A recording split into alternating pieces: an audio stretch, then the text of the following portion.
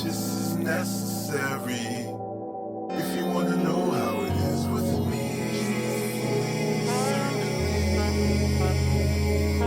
the purchase is necessary.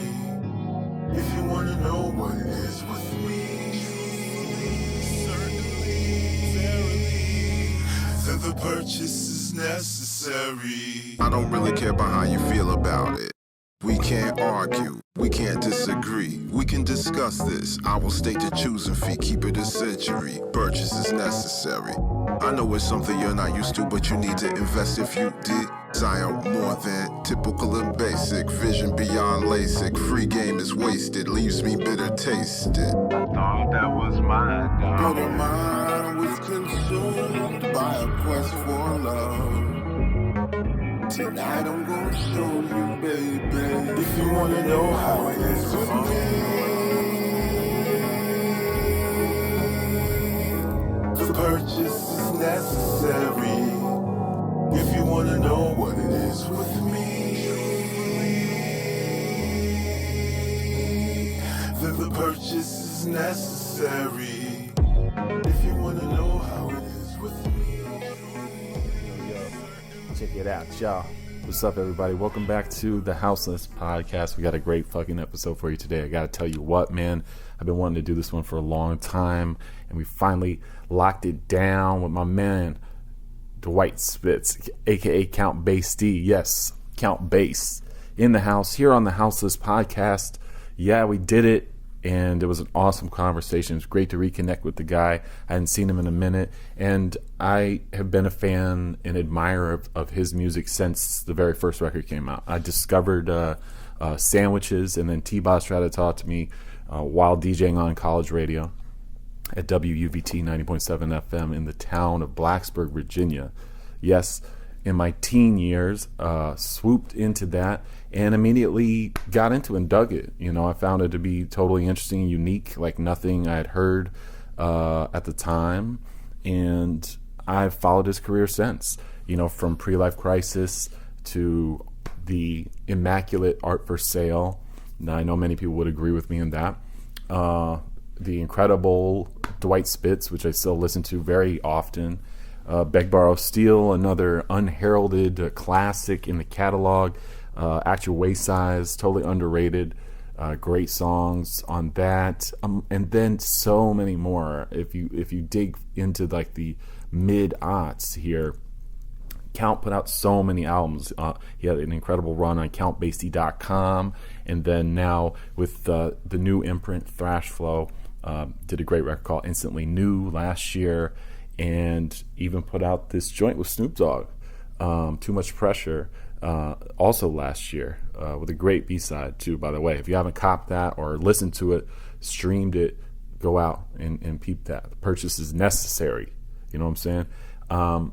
So we talk about a bunch of stuff in the conversation. I'm not going to preface it too much.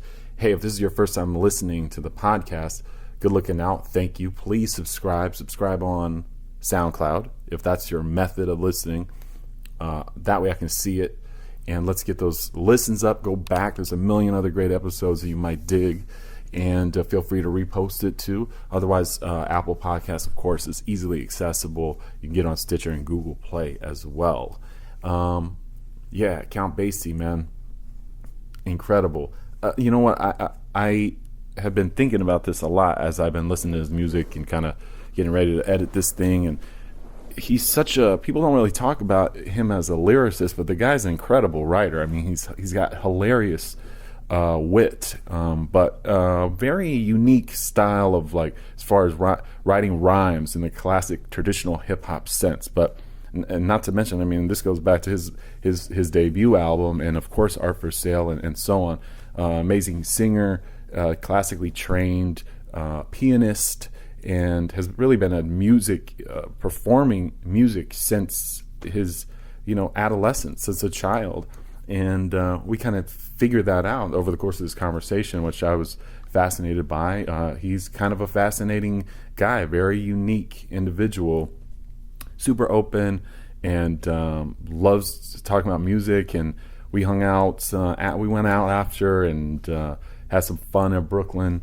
and it was great to catch up with him, man. Both just vibing about music and talking about the industry, and he's a survivor in this game. Also want to send a shout out to DJ Pocket, oftentimes a collaborator of his. I heard recently, actually, Paul Barman told me this shortly after we did our episode, that Pocket had donated his kidney to his father. So, as someone, you guys may or may not know this about me, I too had a kidney transplant a couple years ago. So I was touched to hear that.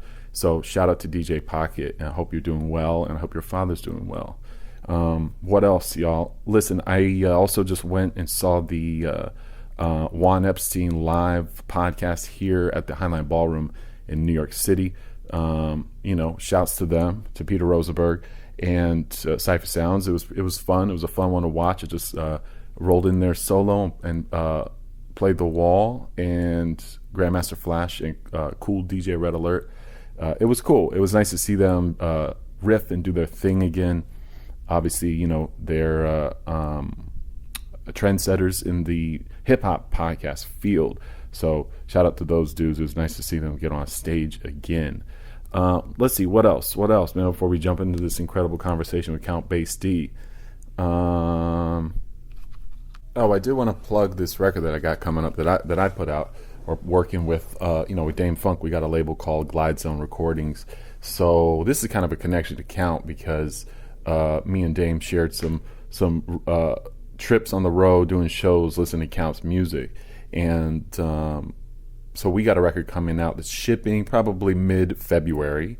So whenever you listen to this, you can buy it directly from us via the distribution company of Redline Music Distribution, whom we do our records with at redlinemusicdistribution.bigcartel.com. It's called European Nights. We made 500 copies of this joint, so get it and get it directly from us while you can, while supplies last, on Glide Zone Recordings, Dame Funk. It's a record we put together, and it's shipping mid to late February, so cop it now. Get that pre-order before it completely sells out. Shout out to Freddie Anzures, who did the design. Long story around that record too, but save that for another conversation. But yeah, I can plug some of my own records and stuff on this show, right? So, all right, well, without further ado, why don't we just jump right into this? I'm excited to share this conversation with you. I'm such a fan of this dude. I can't not big him up. Incredible musician, both in hip hop and in outside of hip hop. He's got a wide expanse creatively.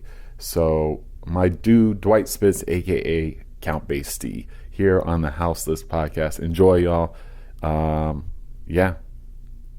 y'all. Check it out. Miss out on anything too, because there's a ton that I want to talk about too. Because I haven't seen you in so long. Yeah.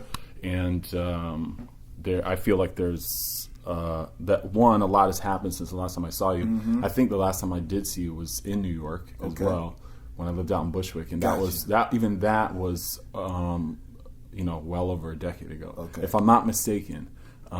As far as the last time I saw you, but I mean, even then, it's like you had already been, as far as like musically and stuff. Right. We had already kind of known each other for a while before that, and for me, I came across your music, like, I guess really with the first release. Okay. So if you remember, around Christmas time, I sent you a text of the what was the Kenny Dope remix? Right. That promo. Yeah, Sandwiches. Right. Which was, I basically discovered your music, and not to get straight into like the music aspect of the conversation, because your life, I know, and your life in that, it's funny because I've been listening to a lot of music in the last couple of days. So I listened to it quite a bit, but I got super immersed in it just so we could I could be fully in tune to the conversation too. So, I found it in college radio. I actually found it, just picked up the record and was like, I don't even know. I wonder what this is like, because I was DJing at a college radio station in Blacksburg at Virginia Tech, and while I was in high school.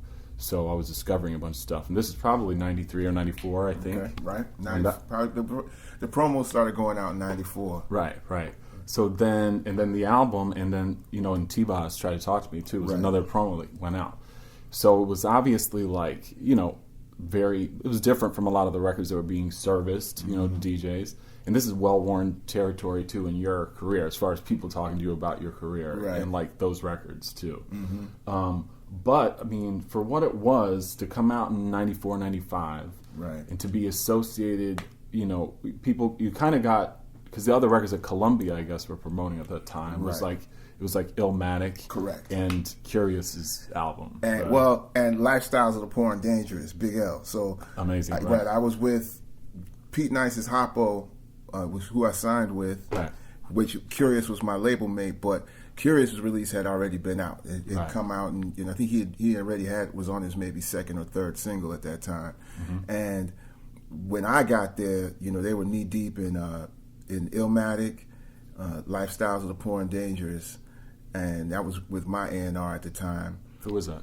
Faith Newman was her name. Of course, yes. And I was, you know, working, you know, through her. But, you know, and you know, to her credit, she tried the best that she could. You know, the record that I had to turn in it didn't sound anything like my demo.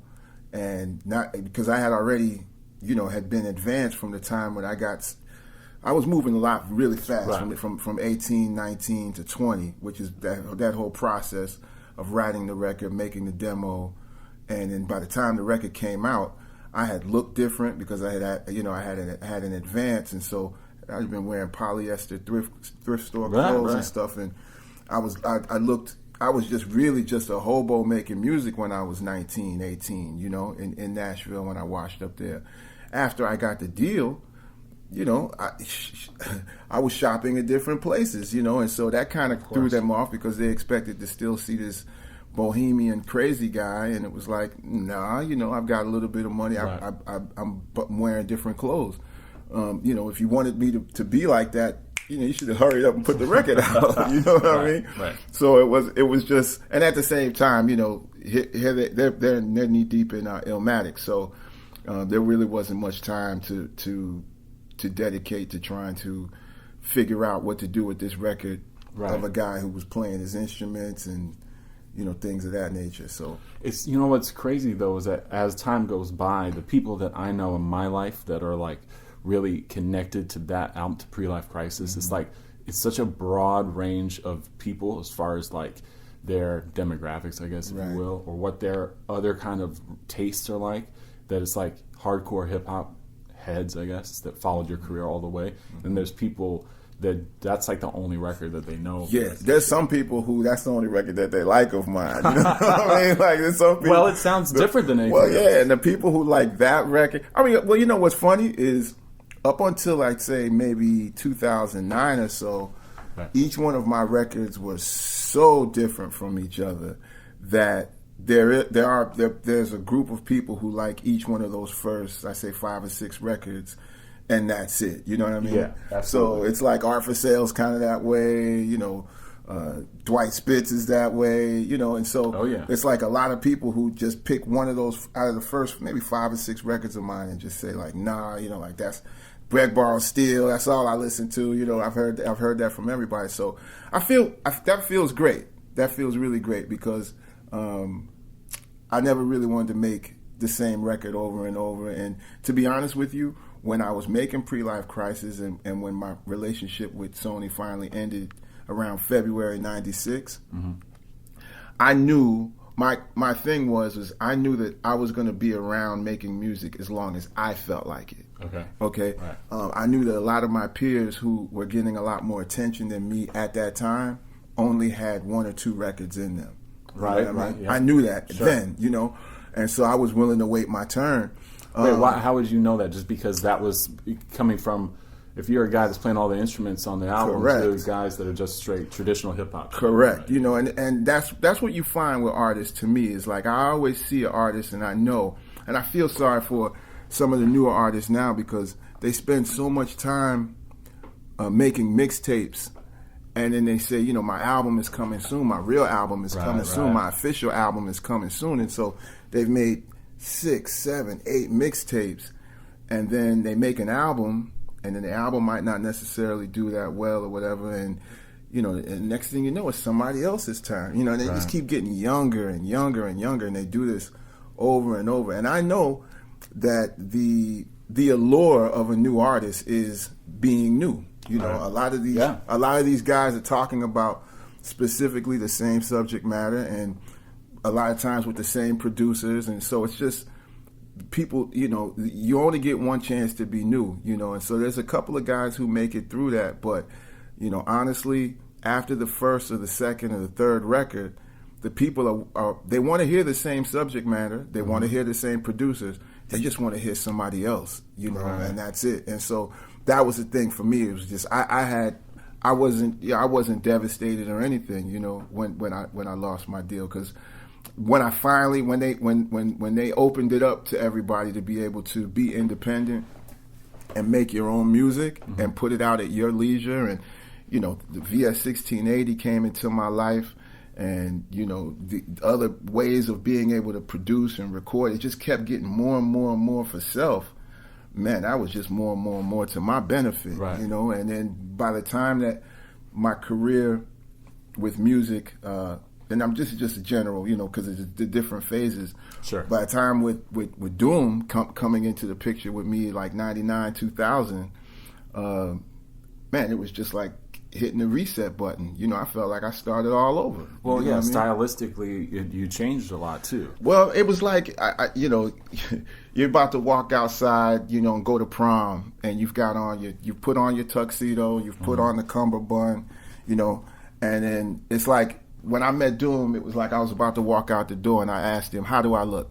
And he just went, you know, fix my tie. He straightened out my tie. You know, he was like, "Okay, you need to, you know, turn the tongue on your shoes is a little bit off, you know what I mean? Or your cummerbund should be down here, you know what I mean? And then, okay, now, you know, and that's kind of what it was. You know, I felt like it wasn't like he taught me how to rap or taught me how to produce, but those little fine-tuned, you know, tunings of what he did for me was like, it just changed everything. And at that point, you know, people, you know, at that point, then I knew I could I could make music as long as I felt. Yeah, but you guys already kind of had a connection from the very beginning of your career anyway because of Third Base. Well, yes, but it was kind of from afar. Did you ever meet back then?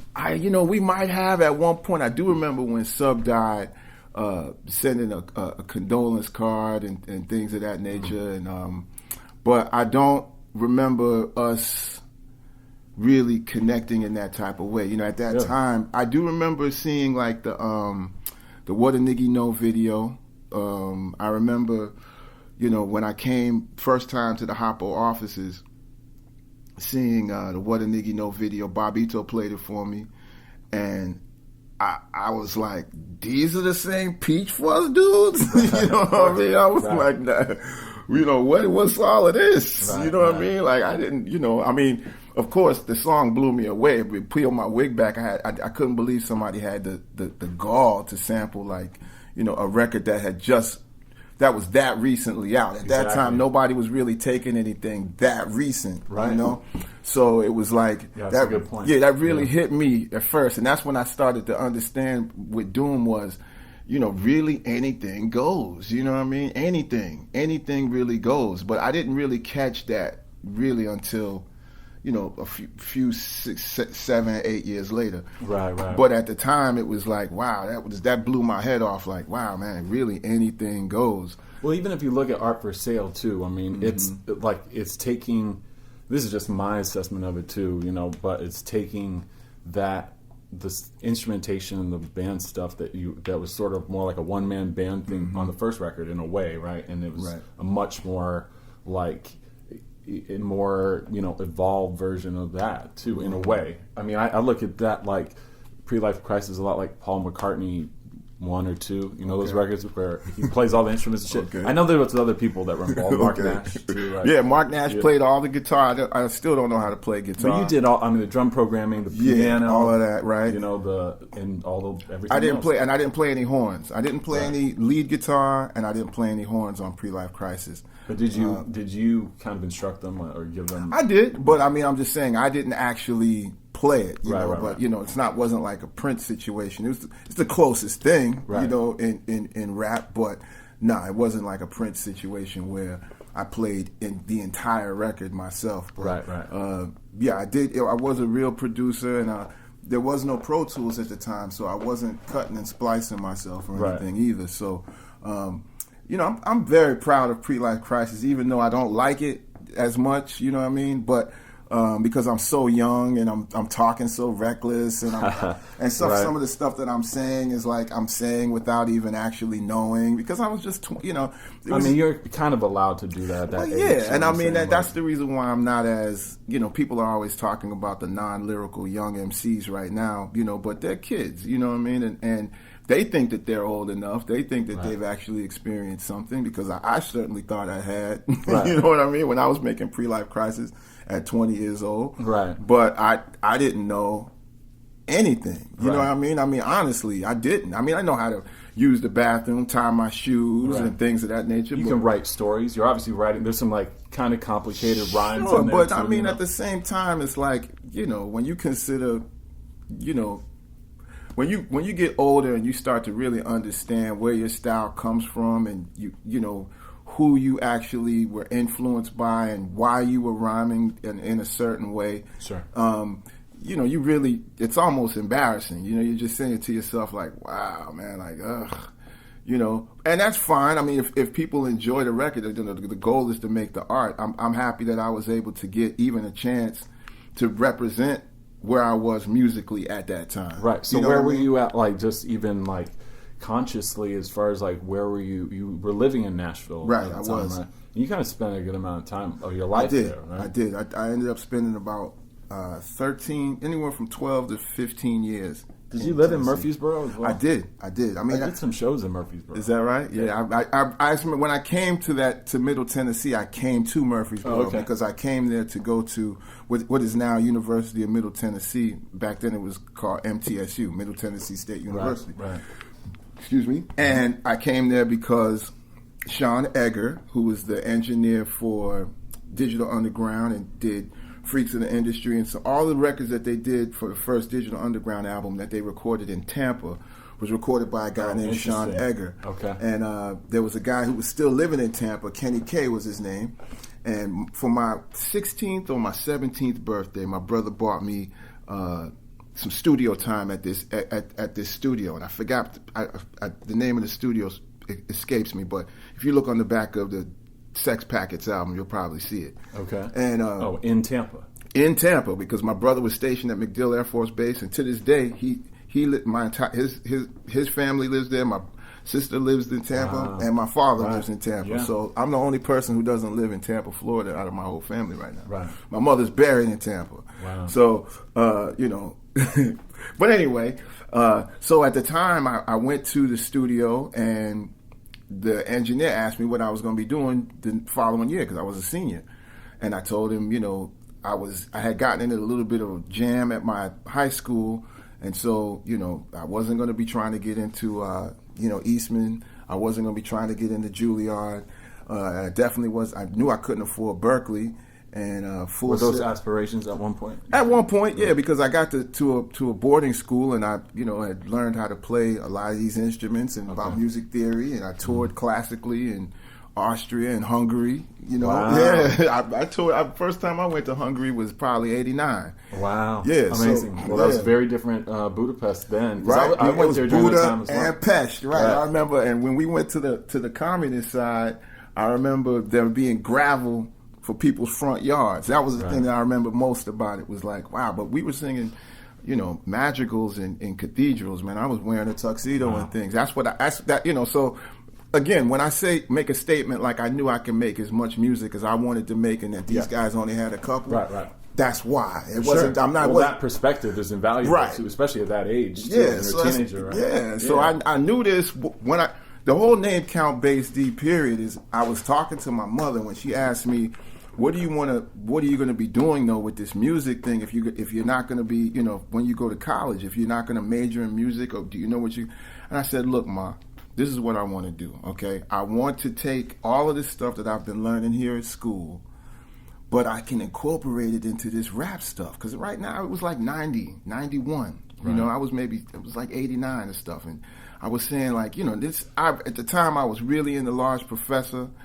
I was seriously into Take Six was everything for me. I mean, like people talk about the golden era being '88, and all of the records that they were listening to, and I had heard those records, but all I was listening to, you know, for like 4 years straight was the first Take Six record and the second. You know, Amazing. there's not a single piece I could listen. I even know the amount of space in between those songs on that first album. It's how much I've listened to. Right. Okay, so that was it for me. And so I was telling my mother, like, look, I just want to combine that and bring it to this rap thing. And so when guys like Wynton Marsalis and those guys say that this hip hop thing, because, you know, at that time, they were laying into it. They were laying into it, but we also were staunch defenders of it. I mean, it was almost like when I was telling people, like, when we thought wrestling was real, you know, right. like how you would almost get into a fight over somebody talking about it being fake. Same thing with hip hop. When at that time in my life, if you said something about hip hop,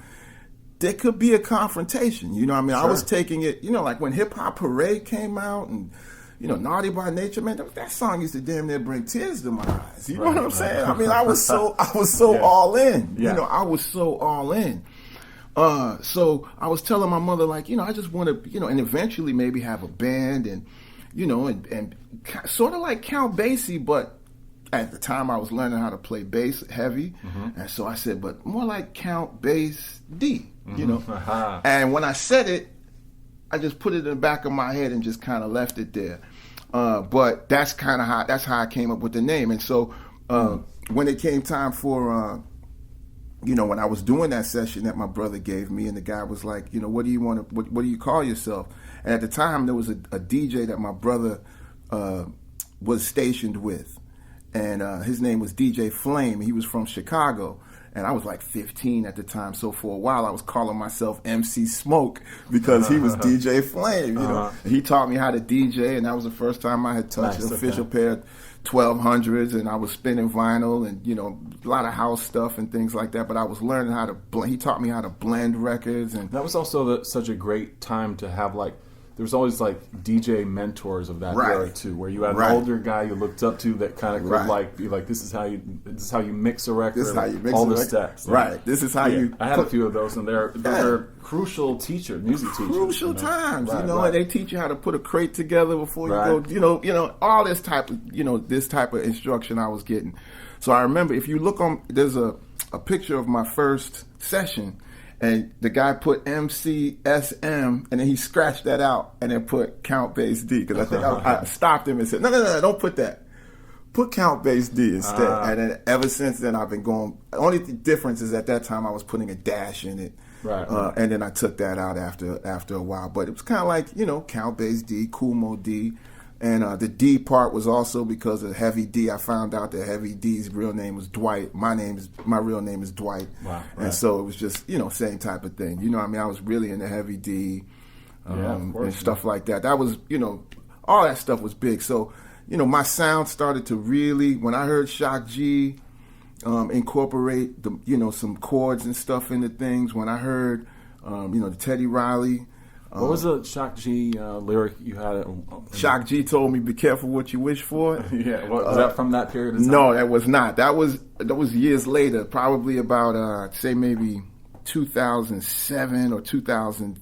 Yeah, no, it was because I put that on. That was probably like 2004, 2005. At one point, I think it's on Internationally Known. It's on Internationally Known, which came out. I made that record in like 2005. So.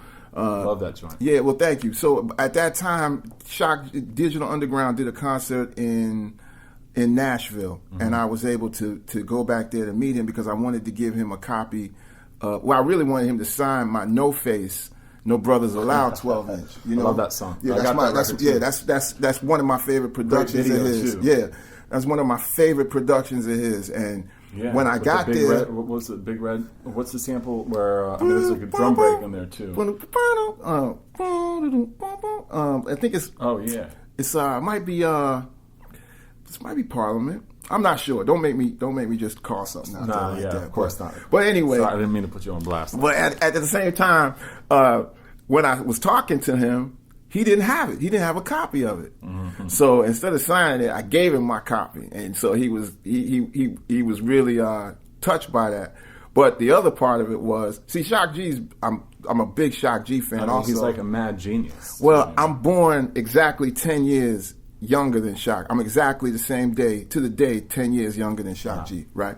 And I was also born on Wayne Shorter's 40th birthday. Amazing. So we all share the same day. And a lot of other people. This August 25th thing is really a big deal to me. But anyway, so at that you're time, Leo? I'm right on the line. Okay. Yeah, it's right on the line of Virgo.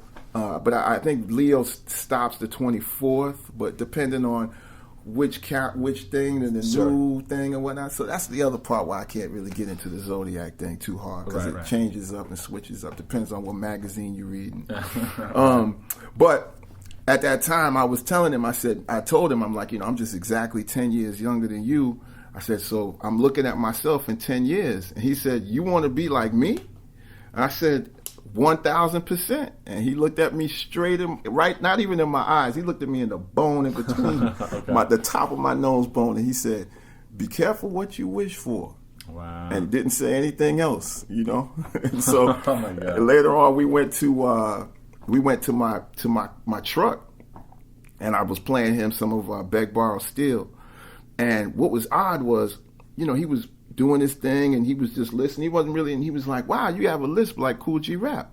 That was the first thing he said to me, when I was, and it was wild because in all of my years of making music, no one before then has ever called my lisp out, and nobody since has called my lisp out. But I was one of the kids that had to go to speech class when I was young. Wow, really? Yeah, I used to have to go to speech class for a lisp, and he used to make me put velaments under my tongue and hold it and do all these exercises to help me lose my lisp, Goldfish and stuff. And I think her name was Miss Goldman, but I forgot who my speech teacher was. But she helped me to where I could at least, get by, or else, I'd have been like G-Rap. And I don't know if I would have been able to make it sound as Flavor. You know what I'm saying? He's pretty good at that. He kills it. You know what I mean? So my lisp was just, hard body.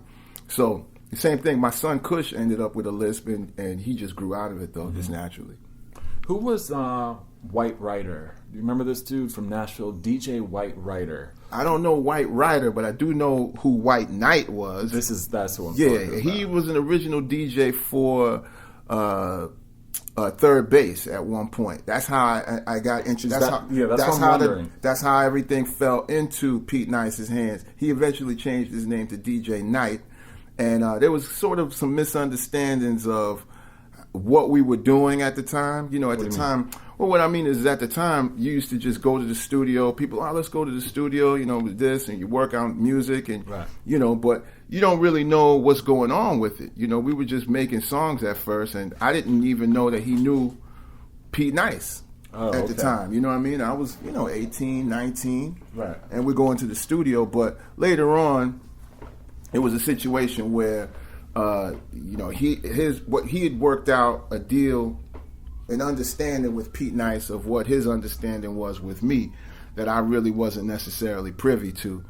So when when the first wave of contracts came through from Pete Nice, they were a lot different, and I was saying, like, I didn't know that this is what it was supposed to be. And to be honest with you, the contract was so terrible that it wasn't like I was going to be interested in signing it anyway, because I wasn't just bright-eyed and bushy-tailed. You know what I mean? I just came from a boarding school, and I've been reading books on the music industry. Yeah, you'd already been on tour. Yeah, but I knew about publishing and writer's share and all of that type of situation. So it wasn't like a situation where the contract that was put in front of me was just unacceptable for many reasons.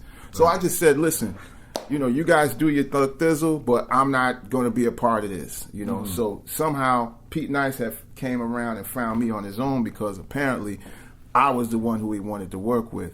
But still, that really wasn't a slam dunk, because at that point, Kim Burse from Columbia directly was interested in me, and another guy named Dave Massey from Epic was interested in me also. Right. So there was 3 different factions from Sony Music that came. Pete Nice already had an offer on the table. I did a showcase for Kim Burse and Dave Massey at a place called The Borough in Murfreesboro. I had a couple friends of mine. They came down, and everybody offered me a contract, and then me thinking that I was gonna be. It was gonna be advantageous for me to go with someone who had already had a foothold in hip hop because of Pete Nice. Instead of just going direct, I decided to sign with Pete Nice, even though the deal wasn't as nice, or I knew that Columbia was obviously more of a powerhouse. I knew he was going through there anyway. I decided to go with him for that very reason. Now, it seemed silly, and after a while, for the first couple of years after my deal ended, I was kind of kicking myself. But 4 years later, because of my relationship with Doom, that's the reason why it all worked out, and that's the reason why it all was supposed to happen that way. Because the next 6 years that I worked with Doom, from 2000 to 2006, really was the second phase of my career. Absolutely. And, it really took what I was doing to a whole nother plateau. Right. This is his. Both of you guys were in Atlanta time, or what? Where were you at during that? At that this time, is his Atlanta years, maybe, or he came from New York. Yes, he came from New York. I don't know exactly when he got to Atlanta. I don't know when we did, me and him did the very first Special Herbs, yes, right? I do. I'm aware because Pocket's name is on that. Yes. Yeah. And shout out to DJ Pocket. That was the year 2000, and I remember when we were first talking, I think it's right when he got down there in one of those towns that's around that city. Right. And that was an interesting period in his career, obviously, because things just started popping off. Right. Different labels, different projects. It was all the, post Operation Doomsday. It was like Special Herbs was the next thing after that in a way that then led to, not saying that record led to things, but in a way it showed a certain side of him. It showed, and listen, but you showed a foresight that a lot of people didn't see. Because at that time, I remember the villain telling me, he was also schooling me on how he did his business and how he did certain deals with certain things. Right. And for you to be, probably the first outside of the Fondulum and what's the name of that, Subverse deals that he was doing. That was before everybody else was saying that he was the god. You know what I mean? So, kudos to you, and that's the reason why I'm definitely doing this podcast and why our relationship is that way, because it's not like you started listening to me when I made Dwight Spitz. It's not like I've just started meeting you or anything like that. You're somebody who I've known, and I don't really do a lot of this stuff often really anymore. Well, I appreciate that for sure. So it was like, this is the reason why I'm here, because it's not like I'm going to be sitting here and you're going to be saying, so tell me about, and asking me these silly questions. We can really get, we can really submerge. Which is what I love doing with this thing too, because for me, I do the podcast. It's like, it's a way. It's kind of a therapeutic thing. I don't make a dime doing it, obviously. And that's not what it's about anyway. But I work from home, and I spend a lot of time, just grinding it out, trying to make a buck. So this, in a way, for me, is a lot more fulfilling than kind of grinding to get a dollar here, a dollar there. I have these really invaluable conversations with people that. It also makes it so I can reconnect with folks and it's not necessarily about a business deal. It's like we can just chop it up. The bonus for me is that, especially for you, is that I'm a serious fan of your music, through the whole spectrum of it and shit. I really appreciate it. Yeah, so there's a million different tangents we can go there too, because also we have, beyond the Doom connection, there are some other connections in this world too, and it's so funny. As I was listening to Pre-Life Crisis today, I hadn't looked at the liner notes in a million years and shit. I saw Chris Cosby, a.k.a. Chris Lowe, and who I put out his album, The Black Life. Listen, that's another guy who also gave me, who was the guy that was like, wear that tie with that shirt. You know what I mean? I met him a weekend. Apparently, he went to MTSU. Really? The semester before I got there. No way. And before I got there, he was there, because you got to realize that this school had 3 SSL boards in it. Wow. It was state of the art, 72 inputs, and you could go there for the price of a Pell Grant. Wow. You Wow. understand Wow. what Yeah. I'm saying? Yeah. So in fall of 1991, when he showed me that mix, I think I cut myself off from the Sean Eggers story. When he showed me Mix magazine and they had that school on the cover, I said, well, where do I sign? You mean to tell me I could go to college, and instead of going to college, I can go there and they have this and whatnot? I mean, where do I sign up? You know, Yeah. Oh, yeah. I applied, got accepted, didn't visit, never been in Nashville really in my life. You know, my father preached in West Tennessee when I was growing up, but I never had really been to Nashville Memphis? before. Even outside of Memphis, interesting. he preached in towns that were like 100. I used to play piano for him at these churches. You know what I mean, like real small. Whatever you would call type churches, man. I mean, like, no black people anywhere. You know what I mean? Like, my father was that kind of preacher, and he was preaching, 100 people, sometimes 50 people, Wow. 20 people, and I'd be the one playing piano. All I really knew was my little triads and stuff, but I was this little, 11 and 12-year-old piano player, and we would sometimes go do these churches. In places like Saltillo, Tennessee, places like Sardis, Tennessee, places like Savannah, Tennessee. Wow. And these are places that I know people who even live in Memphis would never even heard of, even though they're only like 60 and 50 miles away. Right. Tiny little towns. Right? Tiny towns, you understand? So that's how I really got my start performing, and touring and stuff like that with my father, you know what I mean? And, there would be times where we would be driving and there'd be a turtle or something, and my father would stop the car and get out, get the turtle for me, and put it in the back. I mean, I got real great memories with my father, man. He was he's still alive and whatever. He's an eclectic type of guy, but he's still around. Yeah, That's he's still amazing. alive. Yeah, but he's totally everything that I do as far as musically or anything outside of what's normal or what's considered to be square is because of my father. He's the one who always basically taught me and showed me with the way that he lived his life that you can just do whatever you want to do. You know what I mean? You don't really have to follow conventions. So wait, I know this is kind of change the subject. When did your folks get to the States? My parents got to the States initially at one point when they had me. My mother had complications with her pregnancy. And if I know this story, this is whatever with the story, because it's been a while. But they came and they were just here kind of for a while. My mother had me, and they were living here a little bit, but going back and forth to the Caribbean. Right.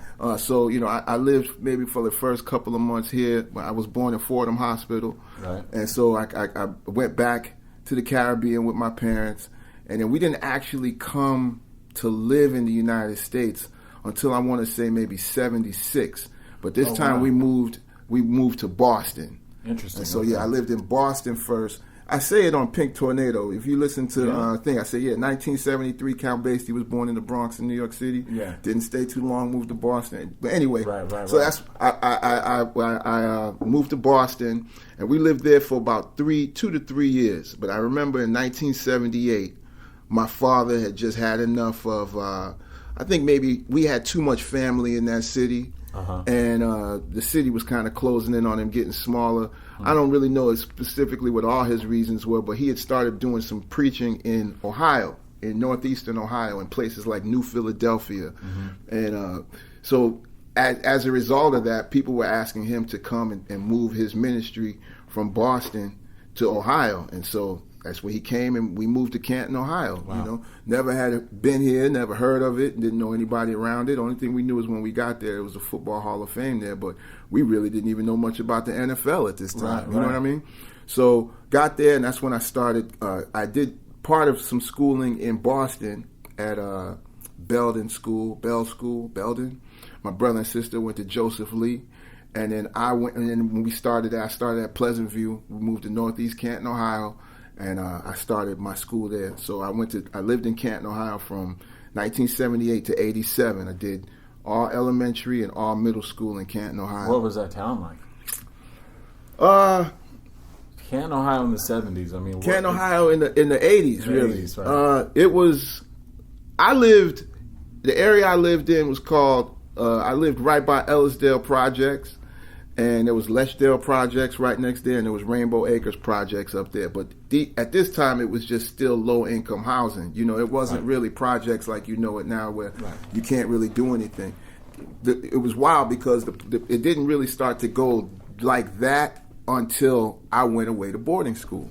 You see, that's when crack really hit hard there. And when I got to school, it would be like, yo, did you hear about such and such, or did you hear about, you know, there was no Facebook or anything, so you know, I was just hearing like, yo, your neighborhood is really going to the dogs. You know what I mean? Where you grew up is really not the same. You know. So, but at that time, man, it was a beautiful childhood. My parents would open up the door, and I would just leave and not come home until really late. You know, really late. You know, there was no, even when the street lights came on, we didn't have to worry about that. We could just be out as long as we wanted. And I saw it all. I saw it all and experienced it all. But it was still an element of innocence. The thing about it, though, was it was still the Midwest. So Detroit was like our big brother. Right. Okay, to Canton, Ohio. You had Detroit, and you had like Dayton, you had Cleveland, you had Canton, you had, you know these other places. So the music that was coming through there, you know, obviously when One Way or Zap or anything like that. A lot of funk in Ohio. You know, it was hitting anything. We were listening to WZAK and WDMT FM 108, you know, 93 and 108. Those were the radio stations. And you know, they would play Biz Markie 1-2 on the radio. Wow. You know what I mean? Like, it wasn't even like, I'm not saying like Lakeside fan. They would play, they were really playing some music on these stations, okay? Yeah, if you hear that on the radio. It's the first time I heard Faye by Stetsasonic was on the radio. Amazing. You understand what I'm saying? That's beautiful. Incredible radio stations, okay? So it really formulated my mind for music, because I was just getting, you know, when Cutie Pie or Heartbreaker or all of these songs came out of Detroit, you know, they were hitting us first. You know, they would, you know, obviously they would serve their radio stations, but they were hitting Lynn Tolliver in Cleveland, and so we were getting all of it. And that's the music that was, you know, that killed me, man. When the first time I heard More Bounce to the Ounce, man, I was riding through the projects on my bicycle, and my friend Carlos was sitting on his porch, and it was just, he had his box next to him, man, and I remember just driving up to his feet and just throwing my bike down. I just threw my bike down, and I sat down next to him, and I said, man, what is that? And he said, I'll never forget, he looked at me and he said, man, you ain't never heard More Bounce to the Ounce? You know what I mean? Hell yeah, right. And I just remember just sitting there as we just kept rewinding it and rewinding it and rewinding. I didn't want to do anything else but just hear this song over and over and over. You know what I mean? Yeah. So this is how I grew up. You know what I mean? I remember just, you know, all of that music, that funk, which is, you know, just to skip ahead. Once I heard Dame Funk's music, you know, that was the first time I heard somebody that took me back to that day when I put my bike down. Wow. You see what I'm saying? Yeah. Like, I knew specifically where he was coming from with it. You know what I mean? Right. It wasn't like, you know, and then when I really started to dive into it, and I realized the dedication, you know, that it wasn't just, oh, okay, well, you know, nobody's really done this yet, so I think I'm going to jump in this lane right quick. Right. You know what I mean? Yes, definitely. And before that, up to that point, you know, people used to call it like Jerry Curl music or whatever, you know, like when I would try to ask people, have you ever heard of O'Brien? Have you ever heard of, you know, One Way? Have you ever heard of these groups? And they would just be like, man, you know, nobody listen to Jerry Curl. Right. You know what I mean? Really dismissive. Definitely. You know? Yeah. So when Dame came out flying that flag and flying it so hard, you know what I mean? Yeah. Man, you know, that was another thing that was just like, man, wow. You know, and I've always had so much respect for him because the way that he reminds me of myself of just being willing to fly his own flag and be his own guy and not really, you know, you understand sometimes that you have to just do this alone. You know, absolutely. Sometimes you have to do it alone, man. I mean, not to jump around, but when I was recording Pre-Life Crisis, and the night that Wu-Tang was on Arsenio, I was in the studio, and I remember trying to invite people that I knew in Nashville to come down to the studio. You know, vibe with me, Right. get on the album and whatnot. But it was a lot. First of all, a lot of people didn't believe I had a record deal. I mean, it was unbelievable. Here I am. Right. I had only been in Nashville for like a year and a half, and Right. here I am. What you talking about? You got a record deal? You know what I mean? Right, What do you mean? In Nashville? You know what I mean? So a lot of people just thought that, because there was a lot of people who would lie about things like that back then. You know what I mean? People would say, Sure. you remember those days? Oh man, well, I'm talking to such and such, and we about to get a record deal and stuff. And it wasn't really a lot of people who were telling the truth, Sure. or some people were telling the truth and it would fall through. But Right. this was something that was really going on for me. So I don't really know what a lot of people's things were, but I remember sitting in that studio by myself with just me and Vincent Sims. And I'll yes. never forget, I was there, and I had been working in that studio all day, busting my tail. And Raekwon said, figured out I went the wrong route. He said, so I got with and he changed it. He said, so I got with the Wu-Tang Clan and went. And when he said all, everybody just said, all out. Yeah. And let me tell you, even to this day, man, the feeling that went through my body of emptiness, like, I knew how outgunned I was at that point. I'm like, this is a crew not only of 10 guys in the group, Right. but then a whole nother 50 backing them up. Right. How am I ever going to compete with this? I can't even get these guys around me to hone in. So I shut the session down at that moment. Right after he said it, I said, that's it. That's it. I can't work no more tonight. I felt defeated. You know what I mean? Just from so I got with the Wu. You can look it up on YouTube. Yeah. You know what I mean? And all out. When they said that, man, I was like, damn. Because you put too much. Because you felt like you had too much pressure on yourself to just be to perform on your own, right? Or because I didn't have a back Right. then. If you didn't have a crew, if it was, Right. you didn't have your Duck Down. If you didn't have your Wu-Tang, if you didn't have your Juice Crew, if you didn't have your crew, Yeah. your Constipated Monkeys, I It was wasn't the era of official. the group. There was lots of groups. But there was groups, but there were crews. Yeah, Your native hieroglyphics. tongues, your Right. hieroglyphics. Right. You needed to have, you needed to be at least 4 or 5 acts deep before people would even, take you seriously. Right. So when I realized that, it was just like, forget it. And then from the time I came back in that next day, it was really just like, I recognized at that point, I didn't want to have, you hear me allude to it in 7 years when I say, but my crew is my flesh and blood. You know what I mean? Like, I've never had an affiliation to a crew or anything like that, even attempted or anything. It was like, I've always just wanted to be my own guy.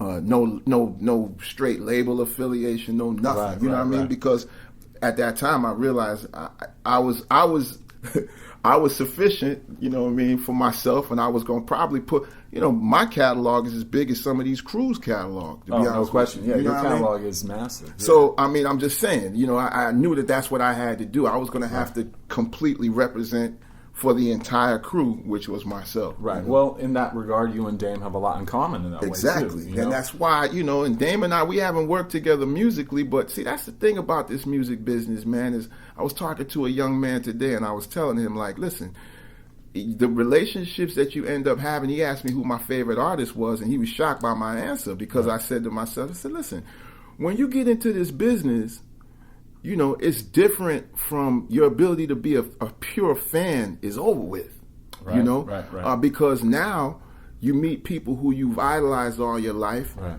and they might not be the person who you thought they were going to be. Oh, most and definitely. then you meet some people who you thought was a cornball or who you thought was going to be such a jerk, and you meet them somewhere at a club somewhere, and you're just like, I can't, wow. You know what I mean? Like, this dude is cool. It's crazy, Yeah. So it was odd for me because I would hear people, like certain people would talk about certain people in certain groups, who aren't the main guy. I remember one time this guy was like, what did such and such have to do with the group, and then it was just a whole bunch of comments. And these are guys who I know just completely, talking crazy about this guy. And he's my man. You know what I mean? Right. He's not the marquee person in these big major groups. But that's my homie, you know what I mean? Right. Like, and he's my favorite over the people who get all of the shine for being the lead guy and whatnot, because those guys aren't some of the nicest people. You know what I mean? Yeah, absolutely. then that's what I'm saying is like, so, with Dame and I, it's not a matter of the fact that we make music together or whatnot. He and I see things in eye to eye in so many ways that, we don't even have to make even if we don't make any music. We always talk about it, but even if we don't make any music, man, it's just good to have a kindred spirit in this game. Yeah, absolutely. Because especially when you're your own guy and you kind of do your own thing and you not only put out so much material on your own that you produce that by and large you produced all of it, right, for the most part.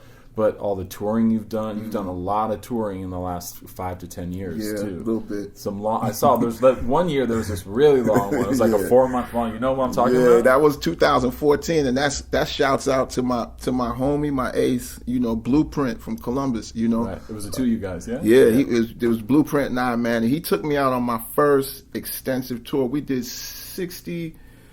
did like maybe 66 dates, I want to say, in 75 days or less than that. That's insane.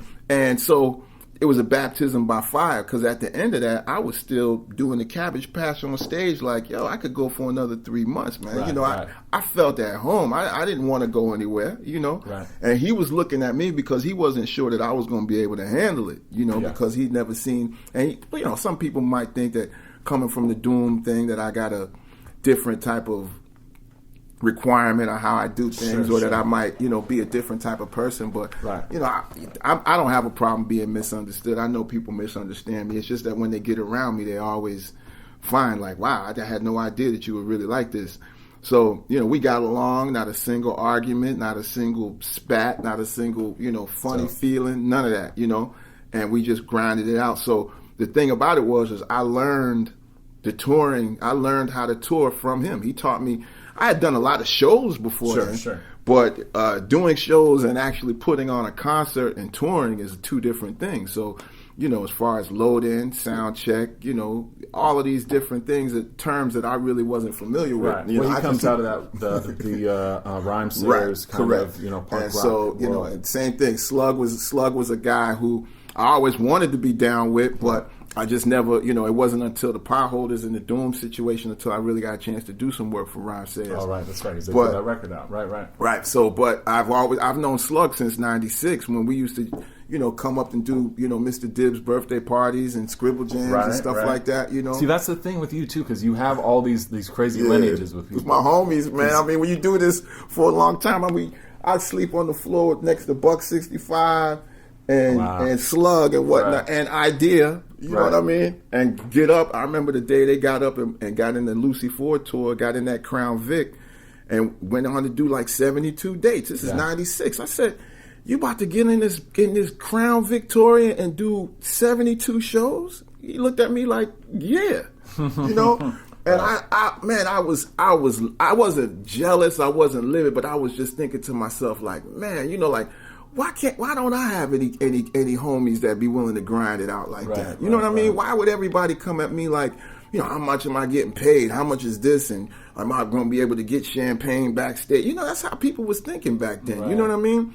Well, you kind of bridge these two. There's because you put a record out and it was a major label debut at a certain period of time in the music industry. You kind of had a foot in that era, and then a foot into what would be that early 2000s indie world, and then now what we're in right now, and that was because of going to that record store and meeting Egon, what I mean? Right. So once we started doing that radio show, is when I what really was it? 911 emergency, yes. And regardless of what people say, still if you listen to those tapes, it speaks for itself, because that's the reason why Peanut Butter Wolf wanted him to come out to Stone's Throw, because what he did with that radio show for those 4 years, and with his Origins, the hip hop show, and with the benefits he was doing, Ultimate Breaks. Oh, that's right. He was doing those parties bringing too, Weldon Irvine and stuff down, and Carl McDermott. I mean, to this day, you know what I mean, this is some things that you would think would be going on in London with Giles Peterson or something, but this is an 18, 19-year-old kid doing this in Right. like 96, 97. Right. You know what I mean? So how did he know He you knew of your he records? Knew, yeah, he knew of obviously, Pre-Life right? Crisis.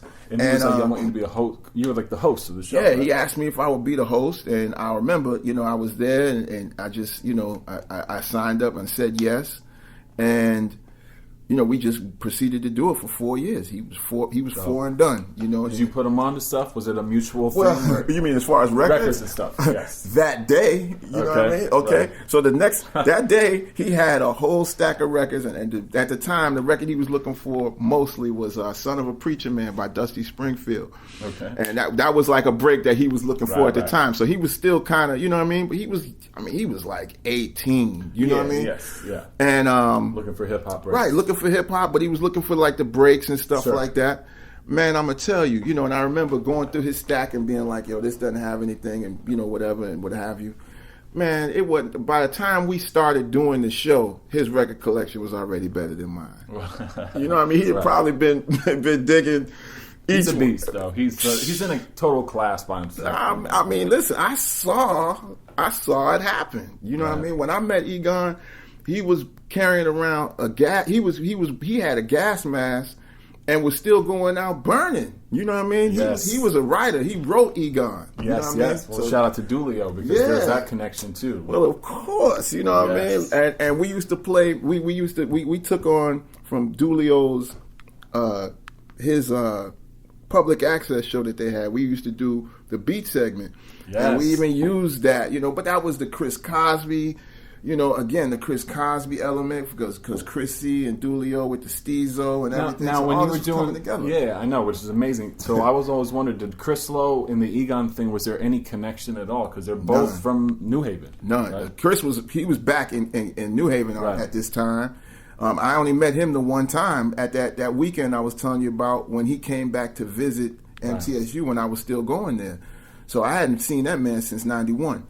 Wow. As far as Dulio, it was the same thing. You know, I knew I had met Chris C, but Egon was mentored by Dulio. Yeah. And for us to be together, it was like, you know, a lot of this synergy type of stuff happens with my career, you know, in that type of way. It's just odd. But it's like I tell people, though, if you just stay true to the game, it'll all come to you and make sense and line up if you're just doing the right things and doing right by the people that you're doing. You know, if you really have what it takes, it'll happen. It'll come together. Right. Yeah, it's just such a trip too because then the Doom thing, which we already talked about, but you know, in a way, but you guys would then collaborate a lot. You know, did a handful of songs. Right. Which obviously there's a connection back into with Madlib and Egon. And right. And I remember when Doom one time called me and said, yo, I'm coming up to the house. I'm coming to your house. And he was driving from Atlanta. And I was like, you coming from Atlanta? He was like, yeah, I'm on my way. I was like, all right, bet. So he came and at that day I was recording for DJ Pocket's compilation, Make a Buck. And Doom wasn't on it yet, but that's what we were there for. And Culture Freedom there too, from Poor Righteous Teachers. It was me, Culture Freedom, Doom, and Pocket. And my power had gone out for some reason. I blew a fuse, but my landlord wasn't there or something. So I had some power from downstairs coming upstairs, and that's how I was recording the record. And I was, you know, anytime I was around Doom back then, you know, trying to even drink with that man, I'd be stone drunk all over the place. So I was crushed when I was make a buck. You know what I mean? So he came to the crib, and I remember. Then I realized why he came, because he at one point he pulled me to the side. He was like, "So I got contacted by these people. You know what I mean? Out some West Coast." And they were talking about, you know, making an album and whatnot with this guy named Madlib. I was like, Madlib from Stone's Throw? He was like, I think that's it. Because at that time, Doom, you know, when I tell you he was checked out, he was checked out. You know what I mean? He was making his music, and, you know, you could have asked him, you know, he didn't know who anybody was. Right, you know what I mean? You can't just take it personally. He wasn't paying attention to anything or anybody. No, he just has his own world. He was just out there. So... And he asked me, like, you know, what's up with that? You know, like, you're just looking for a little bit of insight. Right. And I gave him the green light. I'm like, look, man, you know, I think that could be something that you should definitely do. Right. And he was like, word? I was like, yeah, word. You should definitely do that. And so I wouldn't say that I'm responsible for it, but I definitely did endorse it because I remember at the time John Doe, who also knew Egon. I think Egon had contacted John Doe. John Doe as well. Asked him to put the word in to say like, yo, Doom, you need to go ahead and do that. I think all of us was just telling him like, yo, that would be a good thing. We all would love to see that. So, yes, and look what the product. Yeah, so eventually they did their thing, and they worked out whatever they worked out, and made some of the best music of that whole era. Absolutely, yeah, no question. Another great record from that era that you did, in my opinion, is Beg Borrow Steal. Oh, which thank you. I would love to talk just for a moment too, because there's a couple things that was like really when, because it's the. If I'm not mistaken, because I got the copy wherever you're DJing with, headphones and the button. That was my sister-in-law's wedding. It looked like a DJing. wedding. Yeah, yes. I was DJing her wedding. I had braids in my hair. I rock every hairstyle. I've had every hairstyle. Yeah, I noticed. And I at that time I had made Dwight Spitz, and it took on a few incarnations. Well, yeah. Well, did Dwight Spitz originally? It was just for this thing, right? Just for Mike Nardone. That's originally. Dwight Spitz originally was that song for "We Came From Beyond." Yeah. Mike Nardone contacted me and asked me to do a song for his compilation, and I was floored because when I realized that I was going to be out there with all of those West Coast greats, I couldn't believe it. So. I didn't want to make the eclectic type of music I had been making. I thought to myself, this is my chance to show people that Dwight does spit, So that was that. So I had made that song for that, and then I started making some other songs and some things, and then that's when it was during that time when DJ Fisher, on behalf of MF Grimm, contacted me. Another two guys I've worked with a lot as well. Right. DJ Fisher for a while. DJ Fisher, man, that's my homie. And he contacted me on behalf of Grimm to help with the Downfall of Iblis album. Yes. And Doom was executive producing it. He was like the large professor to Downfall of Iblis. He was to Downfall of Iblis what Large Professor was to Illmatic. You know what I mean? It was like even though there were other producers and stuff, Doom was still kind of putting it all together and, executive producing, if you will. So Doom asked me to do like the intro, the outro, and the song called Words. I guess there was Grimm was singing in the chorus, but they couldn't really line up melodically. I guess they couldn't find a beat that could fit, but they figured that with some of my musical skill, I'd be able to line up the pitches and stuff, which, that's a beat that I worked on that beat for a long time because I wanted it to be perfect. Right. I wanted it to be absolutely perfect, it's a highlight on that record. Well, thank you. But from sample to drums to everything, breakdowns and just whatever, I wanted it to be, perfect. Because I was so appreciative of the fact that Grimm was reaching out to me, and at this time, again, I was still looking for legitimacy of people who have accepted me in the underground, backpack, whatever you want to call that thing that was going on at that time, that was an exclusive club that you really had to be invited into by certain people, Yeah. And with Grimm and these type of, these guys, it was, I really wanted to do a good job for them. So, in return, Doom told me he would do a song, and at first I was like, well, man, it's all right. You guys don't have to do all of that. Whatever. I'm just doing it for the love and all of this. And they were like, nah, and at the time I didn't really understand what it was because Doom was Doom, but Doom wasn't Doom. Right. You know what I mean? So it's early 2000s, so things. And for some reason, Doom took to me. You know what I mean? Because I'm born August 25th. His Sub Rock was born August 3rd, and we both born in 73. So you take the 2 from the 5 or the 5 from the 2, and you got 3. So it's always been kind of eerie with, me and Sub. And the first time I met Doom, I came to his house, he stopped, he looked at me real quick, and the very first words of me, wasn't what's up or whatever, he said, man, you remind me of my brother. Wow. He looked at me for like one more second, and he just turned and just started walking downstairs. And I looked, and Pocket was with me. And I looked at Jeff, and I looked back, and my jaw was open, and I just walked downstairs. I came downstairs, And so that's how it all started. So, you know, at first he was looking at me like, you know, I think he was going to tell me like, look, you know, I'll get this to you when I get it to you. Just leave me the beat and whatever. But I played the beat for him, which was quite buttery. And he was like, so what's the song about? What's the concept? I said, ain't no concept. And he was like, what you mean? I said, you just spit. He was like, so I can just whatever?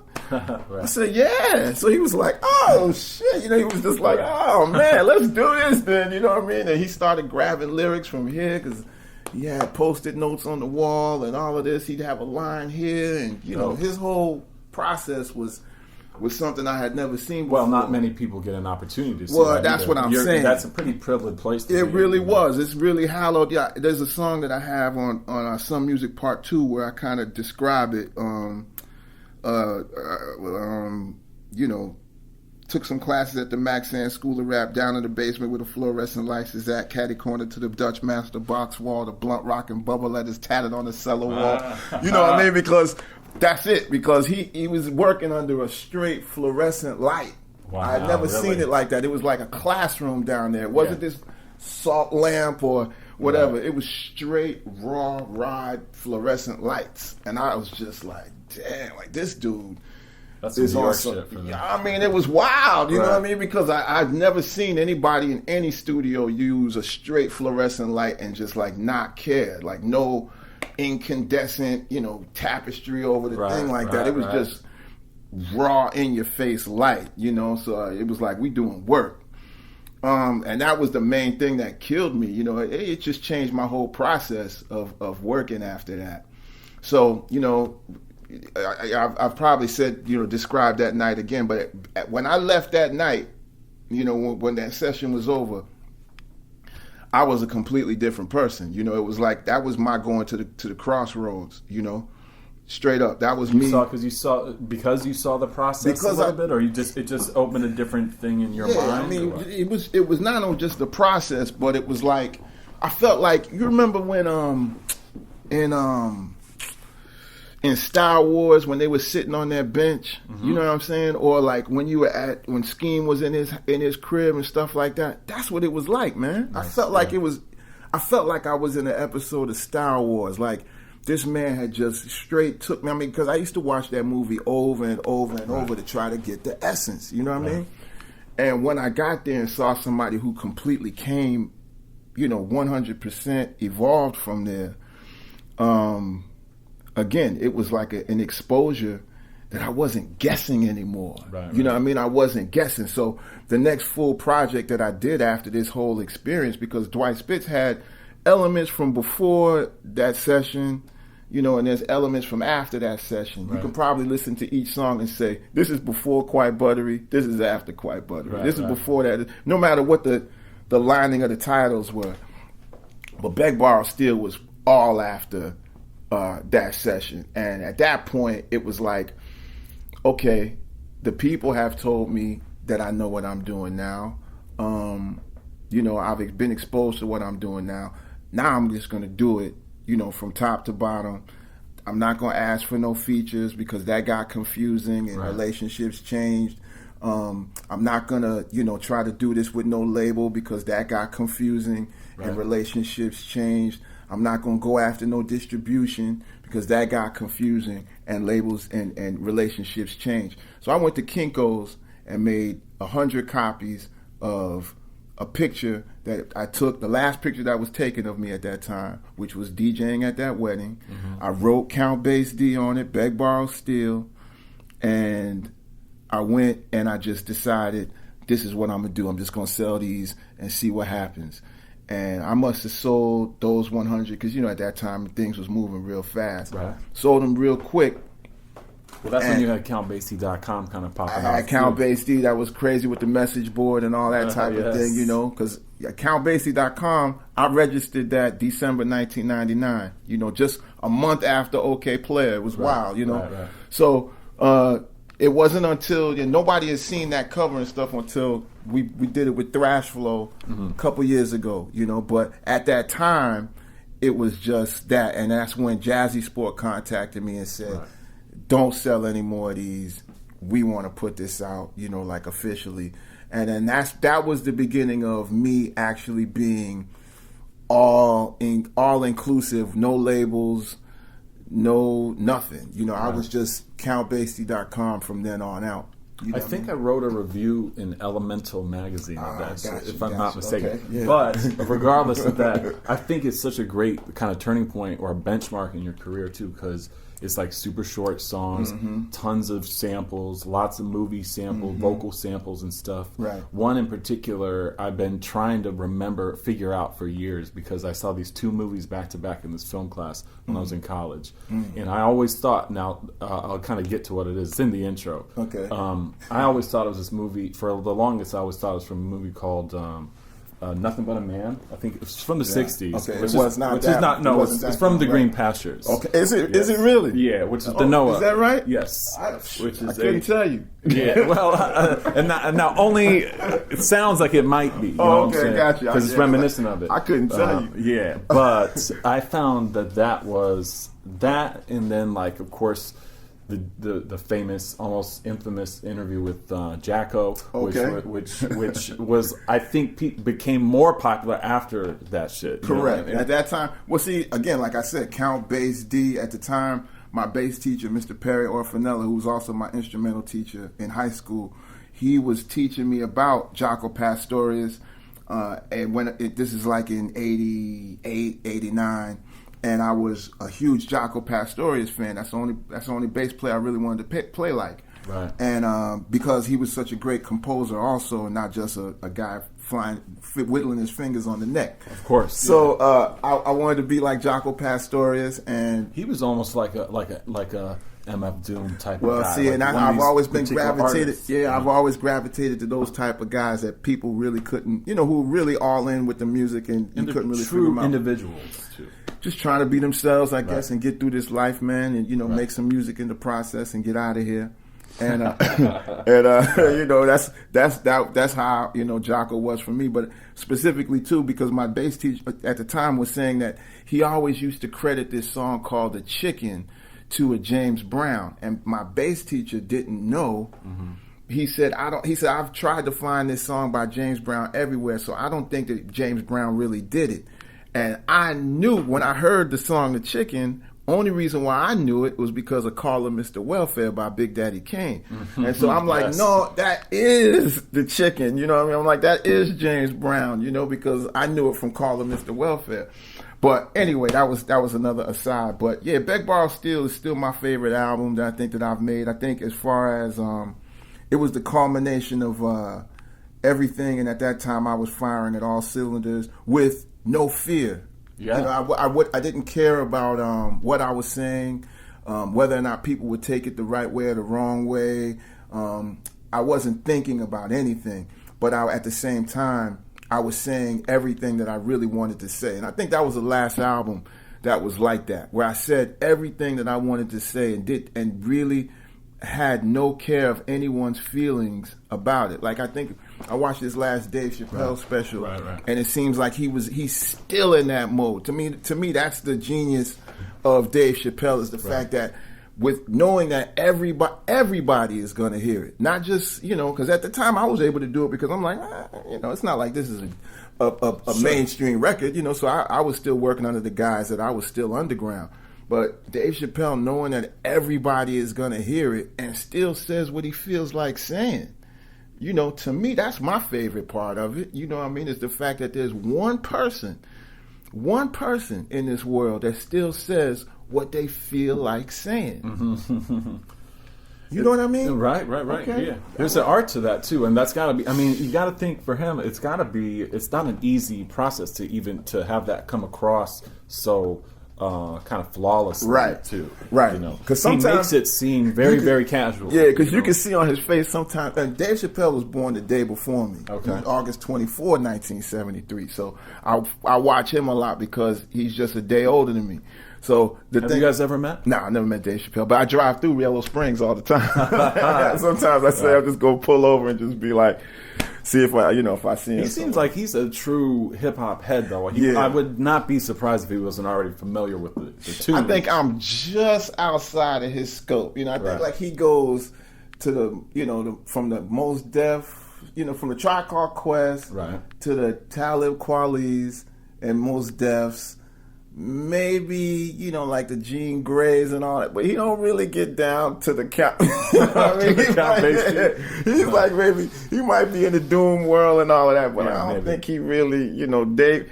He got time to study a lot of things, but I don't think he got time to really delve deep enough to get to the count-based part. You know what I'm saying? But it's all good. Right. Well, you never know with that Snoop track too, though, because that Well, could float his way. That's Yeah, not well, I impossible.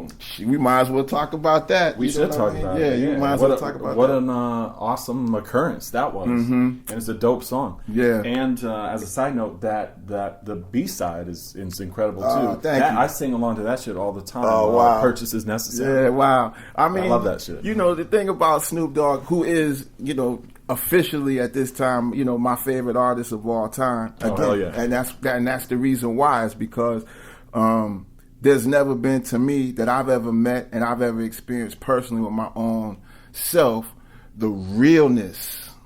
You know what I mean? The realness of an artist like a Snoop Dogg. You know what I mean? And I'm saying there's a lot of people out there who haven't sold even 1% of the records that Snoop has sold. Right. And I walk by them in the club and they act like, you know, and I know they know me. I know that they know who I am. Right. And they're introduced to me and act like they've never heard of me, or, you know, that what I've done is not significant. And I've seen them singing along to Doom records and things. So I know that they've definitely heard my voice, and they've definitely even probably sung along to the songs I've produced. But at the same time, they act as if they don't know me.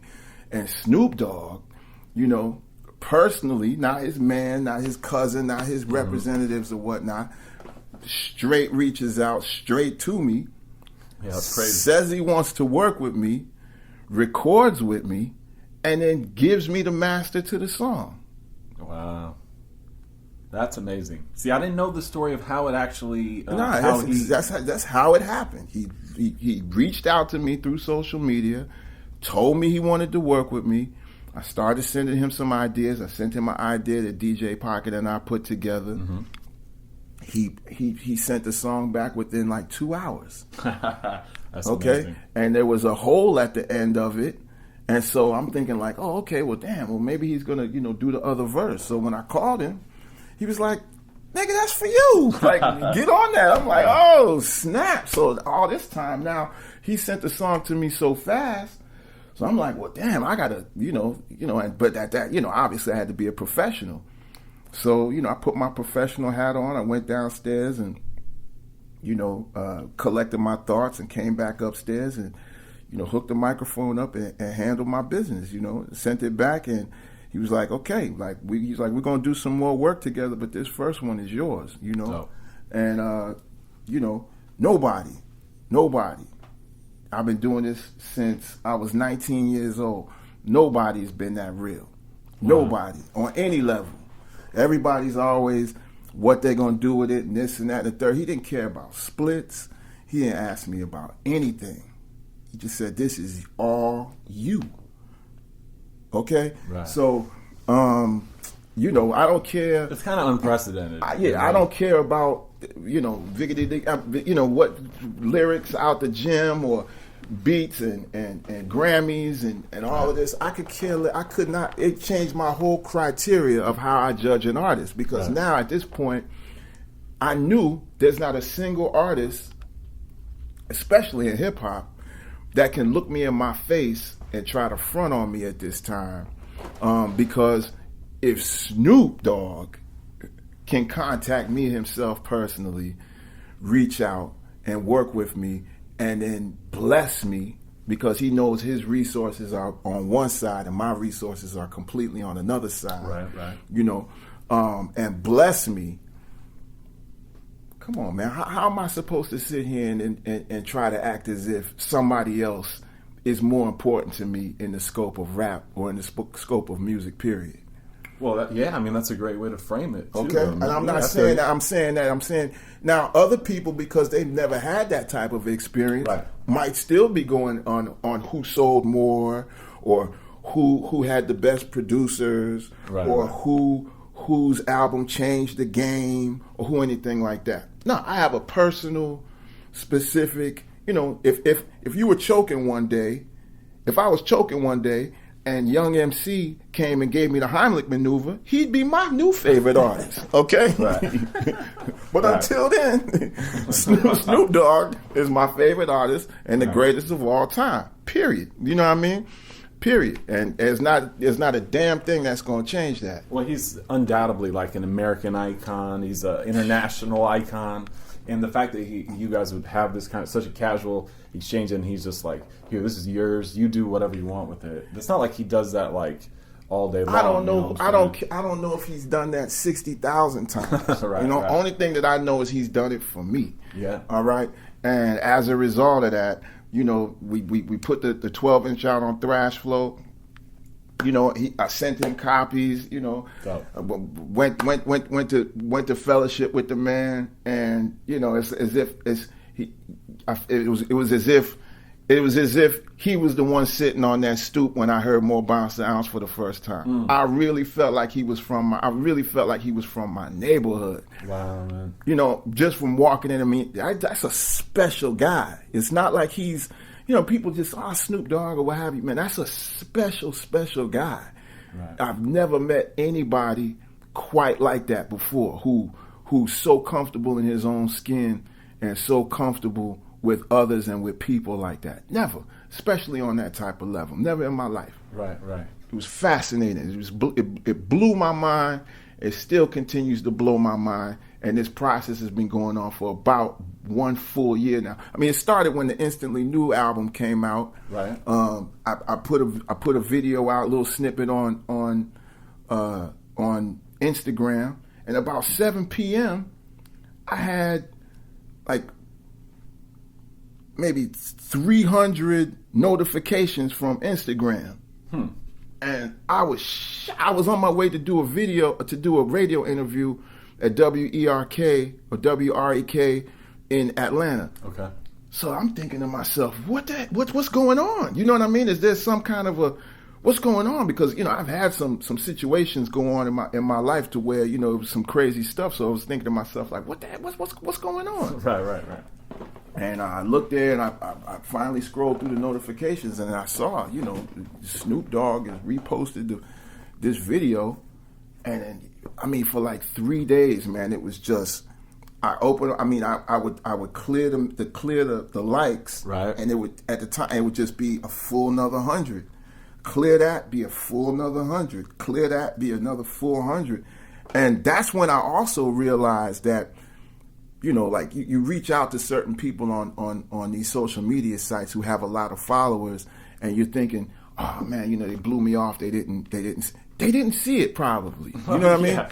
I mean, like inundated nonstop. Well, you didn't. I mean, when that was the first time when I had gotten so many responses that it was like I couldn't even keep up. I didn't know, you know, who was supporting me. You know, and I'm usually able to see. The support, but I really could not follow the support. And then at that point, at the time, I was doing a thing where I was following everybody back. But that's when I found out that Instagram had a cap at 7,500 people, and I couldn't follow any more people back, you know, because it was just so many followers coming in that it just went crazy. So at that point, I had to change my policy and start just like following certain people who I actually knew, you know what I mean, and things like that, because there was no room to even follow them anymore, you know. So I had to, like, you know, even now, it's like if I see somebody come up and I see a bunch of booty shots or something like that or what have you, and what have you, I'm just, well, you know, I don't know this person. Right. You know, I've got to unfollow you or whatnot. And it hurts me every time, you know what I mean, because, you know, I don't want to be that guy who acts like I'm cooler than somebody else, and you know, I follow you, you don't follow me, and you know, playing these games. Yeah, but I mean, there's so much weird innuendo with Instagram too, and it's just so much weird, you know. And at this point, it's getting to the point where it's like, if I don't actually know you, I haven't met you in the flesh. You know, I don't necessarily know if I just want to just, you know, endorse and say, you know what I mean? Because everything is changing, man. Everything is just switching up, you know. And I can't keep up with it, you know. Right. If I didn't do this for a living, I wouldn't be on social media at all. Right. You know, but you know, it's not really an option, and I don't have the team where I could just, you know, do it Mad Lib style, you know. So you just have to just operate. Right. You know, you have to just operate the way that you operate and make do the best you can, because, you know, there's the Doom. Right now, when you consider it, there's two. The bookends are the Doom way on this side and the Snoop Dogg way on that side. You know, and Snoop is completely accessible. Doom is completely unaccessible. And I've kind of tried to learn from both, and kind of, you know, I see the pros and cons to both approaches, but I don't really, you know, I'm still figuring it out because it changes. Yeah, and I mean, for social media, for Instagram too, because I think Dame had posted something of your music too, which might have clued. That's what I think, you know. So again, I'm pretty sure that might have been it. That's what I'm saying, and I know that you were instrumental in introducing Dame to some of my work, you know. Well, so we went on tour together with De La Soul, and we were in a little sedan or some shit. Mm-hmm. They were following their tour bus. Gotcha. And I brought Art for Sale with us. Okay, and gotcha. We were driving around in Vermont somewhere and played it, and he was like, who is this? And I told him. But he already was hip to because of J1. Well, and to the debut. Pre-Life Crisis? Yeah, yes. Okay, well, J1, who was his drummer in his band, God, you know, God bless him, you know, and rest his soul.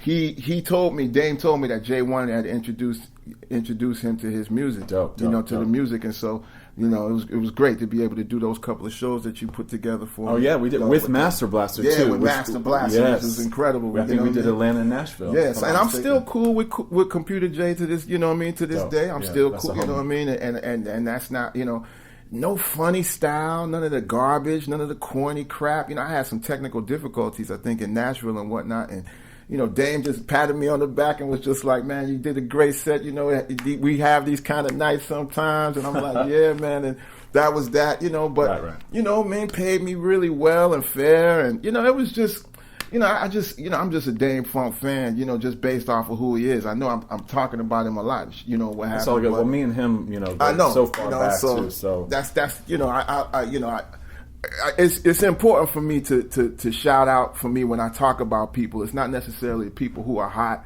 or who have the greatest names or the biggest people, because sometimes it's like that too. But it's most important for me to shout out to people who are good people, because I want people to understand when you meet these people and when you support these people and these artists that I name and I talk about and I speak good things of, you're supporting somebody who does this in the true spirit of musicianship and the brotherhood. You know what I mean? And the honor amongst these thieves. You know what I mean? The real way. You know, and not the corny way, not the other way. Right. And that's the only people I want to be affiliated with. That's the only people I want to know. If it took me to do some kind of shifty kind of things to work with Snoop Dogg, I never wanted anything like that to happen to me. Right, you know what I mean? Right. I didn't do anything like that to work with Doom. I didn't do anything like that to work with Snoop. I didn't do anything like that to work with anybody I've worked with. Right. You know, I just kind of stayed true to the game and let it happen. And that's my message to everybody, man. Is never underestimate the benefits of just staying true to the game and trying to do the best that you possibly can, and just seeing how it works out, man. It might not be whatever, but you know, we don't make this music for. I shouldn't say we. I don't make this music for right now. You know, if I would have made Pre-Life Crisis for that year, and thinking that it was going to get its just due that year, I would have been a fool. If I thought that Art for Sale was going to get its just due that year, I was going to be a fool. It wasn't until Dwight Spitz until I was trying to say, like, nah, man, I want my shit now. You know what I mean? I want these people to understand what I'm doing right now. And if it's going to take me to adjust my sound to do that, then that's what I'm going to do. And that's the only record that I've ever tried to set out to please the fans, you know, with. And so I'm happy that I actually accomplished that. You know, that's the only. But you can still go back to that record like the other ones, and it still holds up. It doesn't get lost in time of a certain era, like a lot of shit that came out around that time. Well, you know what I'm saying? In my opinion. Okay. And I will say this, you know, to kind of like, you know, cap this off in a way, is what you were just saying too, is that whenever I meet you know, if you meet someone and they know your music, then to me, I'm like, that person, that's a cool motherfucker. Well, you know, what I'm saying? that was it for me, to be too. like, you like Count Right, Basie? right, like, right. you're down with Count Basie? Right. You know what I'm saying? Because it could be from any number of eras, because you've been putting out records for over 20 years. So, Right, you know what I'm right. saying? I do. I feel like I definitely did want my career to be a litmus test, because you know why? At one point in my life, I was that kind of a snob. I'd go through and I'd look. If somebody told me that they liked my music, and I looked at their record collection, and I saw certain music in there, I'd be like, oh, And if man, you really listen to your lyrics too, because you have incredible lyrics, Oh, you know, man. I think people don't give you enough credit for that too. Is that how referential it gets when it talks about? There's so many other musical people that you talk about, Okay. even in the debut all the way up to the new shit. Okay. And I don't necessarily have to make specific examples, but it's like, you know, it's for some people it's like you know, it's like a music heads type of artist. Okay. For me, like where it's like. There's something great about the production and the songwriting type shit and over the range of material, but there's a lot of little Easter eggs and shit in the lyrics too, where it's kind of like inside jokes, or Right. just like, you know, your own, like, you know, ruminations on shit, you know what I'm saying? Right, and what you said, I started doing that early, and I tried to do it, but again, that's what the villain kind of did for me, was kind of fix how I did it. I remember when we did Potholders, and you know, I had that song completely done, except his verse, I was scratching in it, but you know, I sent him some stuff. This was when I was making Beck, Borrow, Steal, and he said, you know, put that song with you singing on it on that album, and that last song that you got, because it was just a bunch of ideas. I gave him the Potholders. He's like, I need that. You know, I'm putting an album together right now about food. The next time he called me, because I sent him the song without the scratching in it, so he could put the vocals in. He called me. He said, have you ever made a song or a line in one of your songs where you talk about OJ? And I stopped for a second and I said, nah, I don't. And he was like, okay. And he hung up. You know what I mean? Okay. And so that's what I mean. Is like, it was a lot of these little tweaks that he taught me about, like, you know, how you say it and when it's appropriate and things of that nature. And I was kind of a little bit more haphazard with it when I first started, but you know, I'd give a lot of credit to the villain, man. You know, I haven't talked to him in a long time, and but at the same time, you know, there's no love lost. It's just that's how he operates. And but man, I give a lot of credit to the villain, and you know, again, you know, in my career, I give a lot of credit to Snoop. I give a lot of credit to, you know, I can't believe that it's this stage in my career, and these are the things that is, you know, that are happening to me. Right. So you know, I'm grateful. I definitely, nothing I'm saying right now I want to come off as arrogant or come off like as that at all. Yeah. I just want to really just say that I'm really grateful and I'm really thankful for things to be able to happen the way that they have, because you know, I didn't know. I just was just out here just trying to make as much music as I possibly could, make the best music that I could. Right. And I hoped it would. My philosophy, even from the beginning, was if you just try to make good music, it would work itself out. But there were a lot of times where I didn't know if that really was going to work, man. Right, you know what I mean? Because sometimes you're just seeing people, you know, make these shifty moves and network, you know, and they might not necessarily have the skill, you know, the musician chops, but they have some incredible networking skills. You know what I mean? They know how to write a great email and a press release, or they might really know how to, you know, walk into a room and shake hands with everybody and make good friends and stuff. And, you know, and next thing you know, man, they got everything. They got it all, you know.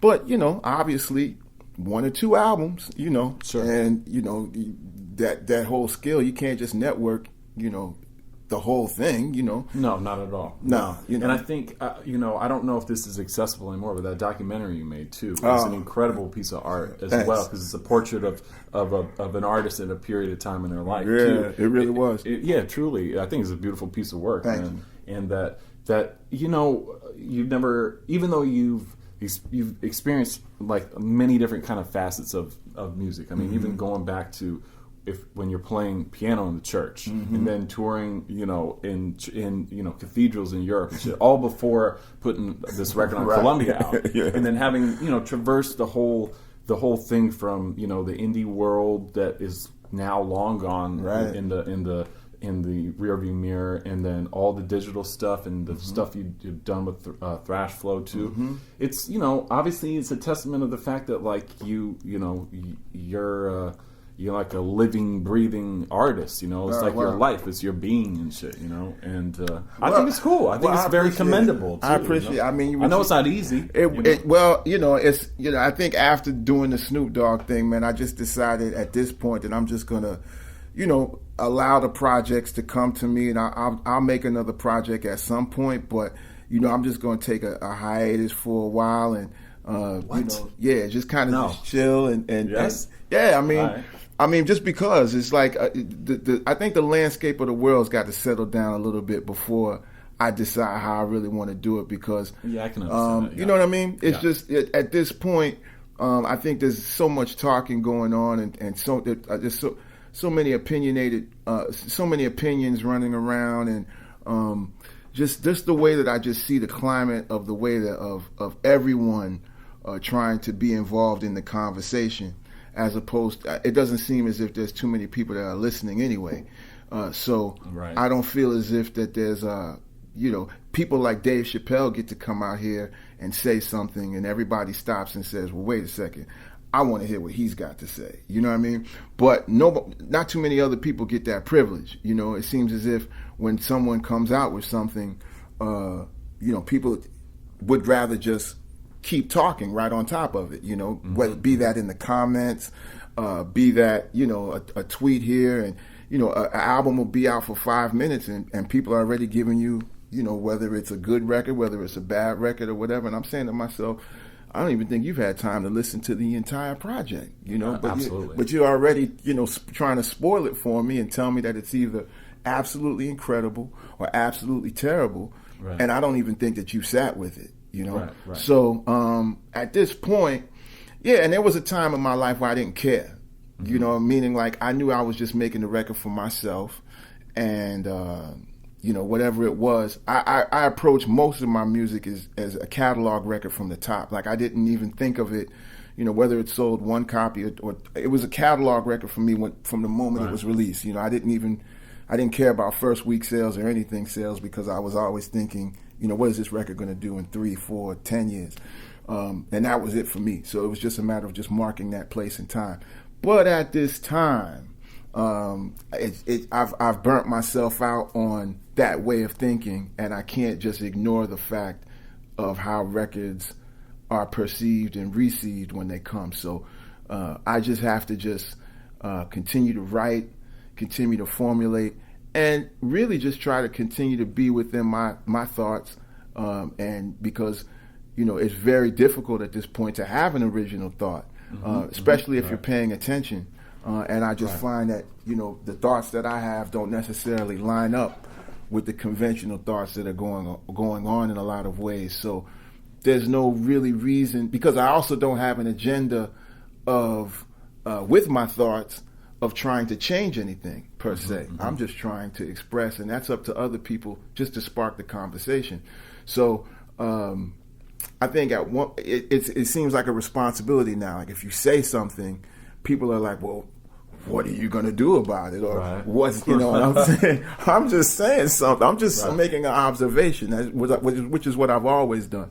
So at this time, and I'm just kind of just, you know, I'm kind of just taking it all in and taking it back and you know, just listening, you know, just observing around me and seeing the way things are perceived. I will say that when I watched that Dave Chappelle special, that I felt like he had some bugs in my home, you know, because I'm like, there's no possible way this man is listening to my conversations, you know. But I'm like, I think I might have to knock on his door about, you know, plagiarizing my thoughts in some ways, you know. I mean, I won't say which and what's not, you know, what I agree or what I don't agree, but I'm just saying at the same time, it was just kind of interesting to me. But I really enjoyed that. That's one of the last pieces of work out there that, you know, that I thought was really incredible, especially when he got into the pimp shit at the end, because everybody knows that's something that I've always studied as a metaphor to so many things in life.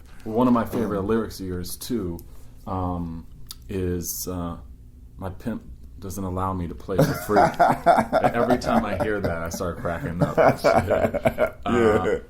Well, I mean, there is a time to listen and to take stock, and then there's a time to create art and put it out in the world, man. Right. You have such a wealth of material that, hopefully for people that are listening to this too, that may only know one corner or one side, that they can kind of dig into some of the stuff, because there's a lot of newer things too that are really great, that are worth jumping into. I agree. Mike and Full Count is great. Yeah, those are some records that were kind of more recent, in the teens of the 2000s, that I feel like were statements in themselves. Even the I just really recently heard the True Ohio Players thing, which I love that record. Yeah, I love the song about records and shit. Oh yeah. Well, clowning record kids. Well, it really was. The thing about it is, first of all, I'm running on and whatever, but I'm just going to. And I could ask you about every individual song, and I know this is kind of like the funny parody of this thing where it's like, you remember this song? Remember this one? And they're all your songs anyway. Well, we didn't call it digging; we called it record shopping. Yes. You know what I mean? And the only thing that was digging in the crates. That was their specific thing, and they were the ones who were making the jump from Ultimate Breaks and Beats to actually getting things outside of James Brown and Your Mama's record collection. Right. It wasn't until when Madlib called it crate digging that kind of just really it stopped being called record shopping, and it was just called crate digging. So other people's definition of why we went looking for records and things was different from mine. And when a lot of the people who weren't before that era would go shopping with me, they would give me, their side of it, and it was just really frustrating, because, I learned about the digging and stuff from people like Juju and Vic and those type of guys, and, when you get it honest like that, it's a whole different world. So I'm just grateful for my age, man. I'm happy for the time I was born. Maybe if I could have been born maybe 2 weeks earlier, so I'd have been actually born on the day of hip hop. Right. But outside of that, 2 miles away, I was born in the Bronx. So I'm just grateful for every specific part of my life, and I think that the reason why my life has gone this way is just because of all of the experiences I had, and I'm just grateful, man. I'm just really grateful. I'm grateful to have this time with you. I mean, you came into New York, passing through, so I appreciate your time. Yeah, well, we've been trying to do this for a while, man, and so I definitely, I enjoy the podcast, man, and I've listened to definitely scores of them. My favorite is definitely the Tajay episode. Yes, it's one of my top favorites. That's definitely my favorite, and man, I've always thought that guy was just, I remember even then just hearing that he was going to Stanford and stuff at the same time, and just looking at him like he wasn't even human. Like, I just could not believe. Yeah, he's a special individual. Yeah, sure, I just could not believe that. So, it was great to just hear. That was the first time I've ever heard him speak for an extended period of time like that. And so, it was a great conversation. So, hopefully one day you guys can link and build and stuff. I know, man. It would be great. Well, thanks again so much for your time, man. Certainly. I appreciate it. Yes, indeed. All right, my man. So dope, man. Shout out to Count Bass D for coming through. We recorded at my crib here in Brooklyn. So many connections, weirdly, between us that I can't help but chuckle a little bit. So from you got Chris Lowe, who I released his debut album, the Black Life album, years ago, and Dulio, and then Egon. These are guys I've worked with many, many times over. Dulio, I put some of his records out on my old label. And then through Doom to then Nature Sounds and even DJ Fisher, who for many years we worked together, and so on and so forth, and lots of different magnitudes. The Dame Funk connection, which led to the Snoop Dogg connection, which led to Too Much Pressure record, and so on and so forth, is dope. I could have had 5 different styles of conversations with him too. So hopefully you guys enjoyed this one. Try to cover some bases. But I feel like he's the type of guy you could approach from many different angles to have each conversation could be totally different. So I'm thankful that you guys checked it out. I'm grateful for all the people that subscribe to this podcast. So please take a moment to do that for me if you can. That way you can stay up on all these great episodes that I have coming for you now and forever. Do it for free. That's pretty good. You can't beat that. You know what I'm saying? So subscribe wherever you get your podcast, but especially on SoundCloud, so I can see it and we can interact a little bit that way too. And hopefully this might have stoked you into going back and discovering some Count Basie albums and material, songs that you either slept on or didn't realize came out. He's got a plethora of great stuff, especially his most recent things. Go dig in there. Get in there. Find the shit. You know what I'm saying? He's a great artist. He's the type of dude that you should be trying to support, And so, yeah, good looking out. Shout out to CJ who edited this conversation. And just keep tuning in, and I'm gonna play some Count Basie music right now, and then we're gonna be up out of here. All right, peace out.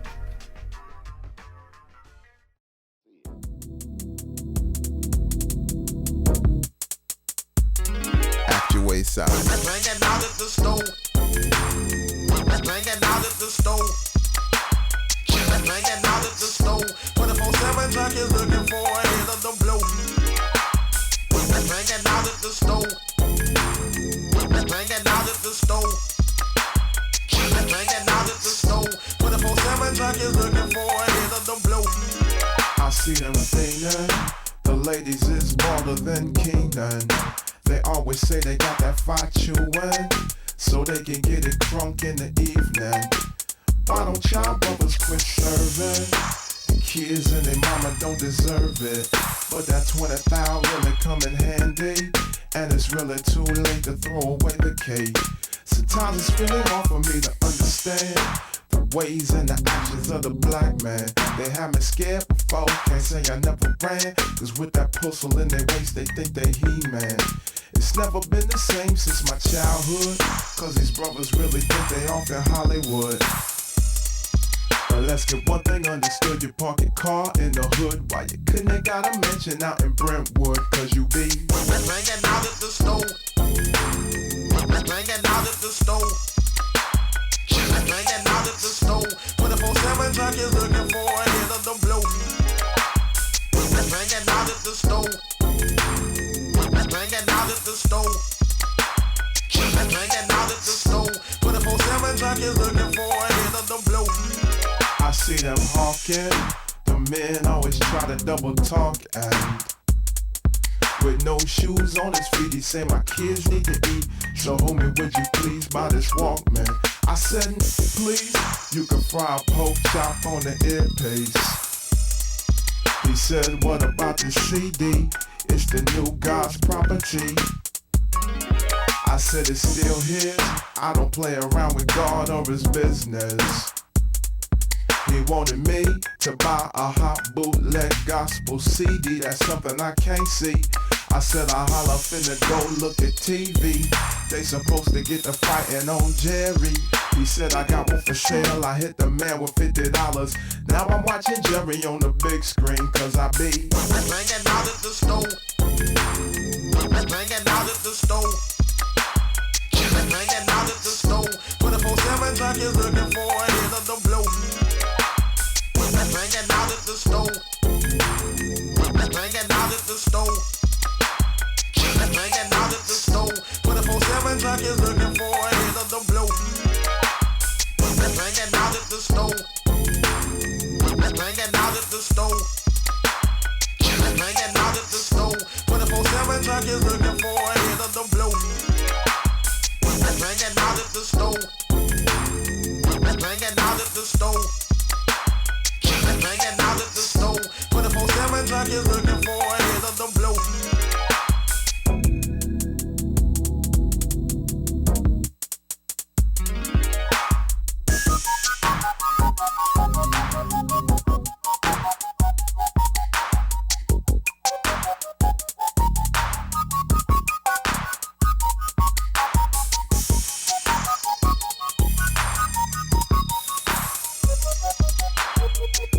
This is CountBaseD.com. You listening to Act Your Way Side. Fat Beats Records. Please don't copy it. Thanks so much. Seriously, he needs every sale.